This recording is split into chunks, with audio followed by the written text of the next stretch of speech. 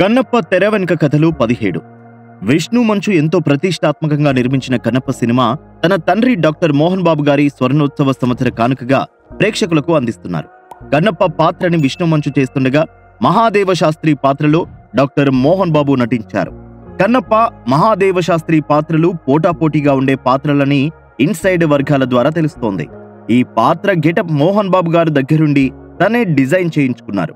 మహాదేవ శాస్త్రి పాత్ర షూటింగ్ అత్యధిక భాగం న్యూజిలాండ్ లో జరిగింది. కొంత భాగం రామోజీ ఫిలిం సిటీలో వేసిన సెట్స్ లో జరిగింది. న్యూజిలాండ్ లో వెదర్ నిమిష నిమిషానికి మారుతూ ఉంటుంది. కాసేపు విపరీతమైన చలిగాలులు, మైనస్ ఉష్ణోగ్రతలు ఉంటాయి. మళ్ళీ అంతలోనే దారుణమైన ఎండ వస్తుంది. ఇలాంటి వాతావరణంలో మోహన్ బాబు గారు షూట్ చేయాల్సి వచ్చింది.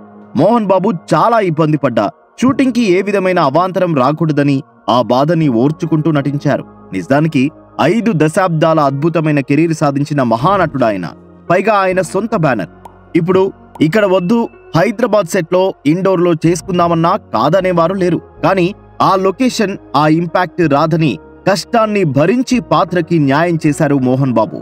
రేపు తెరపై మహాదేవ శాస్త్రి సీన్స్ చాలా టెర్రిఫిక్ గా ఉంటాయని చెబుతున్నారు.